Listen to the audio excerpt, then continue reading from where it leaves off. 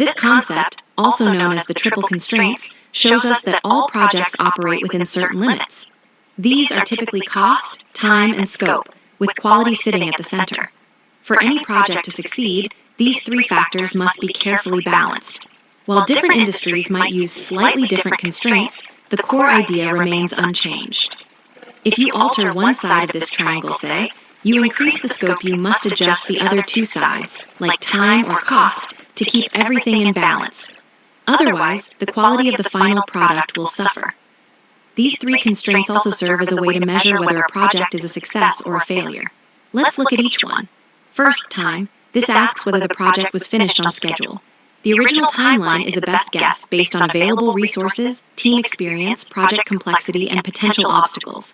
Next, cost. This checks if the project stayed within its budget. In fields like software development, cost often means manpower, measured in person months.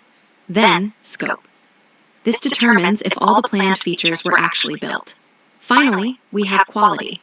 Quality can be tricky to define because it means different things to different people. Standards like ISO 25010 describe quality using 8 attributes, such as reliability and security. Since it's hard to reduce all these to a single number, project owners usually select a few key attributes to track. In a real project, different groups within an organization often have competing goals. The marketing team might want more features, finance wants to control costs, the support team desires a stable product, and senior management needs it delivered on time. For success, it's crucial to set a clear balance between cost, time, and scope at the start, and maintain that balance throughout the project. Once work begins, changing any one of these three constraints without adjusting the others breaks the iron triangle.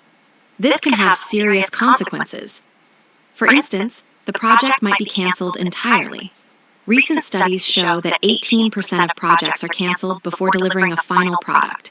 While some cancellations are due to business decisions, research indicates that 82% of project failures stem from poor scope management.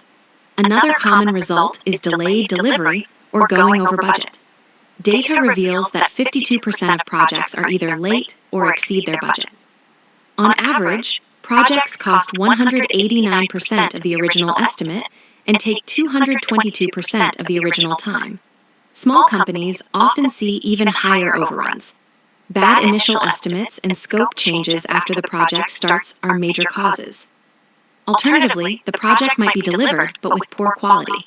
If stakeholders add more features but insist on the original deadline and budget, teams may take shortcuts. They might skip proper testing, which normally takes 30 to 50% of development time. They might use third-party solutions that create future problems or write code that isn't optimized, hurting performance and reliability. These shortcuts create what's known as technical debt. A small amount of technical debt might be acceptable early on, but too much can cause the project to fail. Sometimes, the project is underdelivered. Teams fail to build all the required features. On average, only 61% of originally specified features make it into the final product, with large companies delivering just 42%. To run a successful project, everyone involved must understand and respect the iron triangle.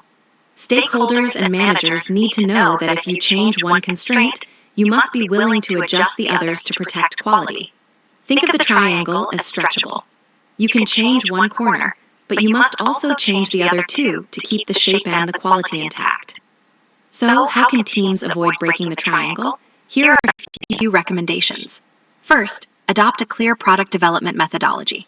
Research shows that larger projects have a higher risk of failure, but using formal management methods improves their chances of success. In software development, studies indicate that organizations using agile methods have higher success rates than those using older approaches like waterfall.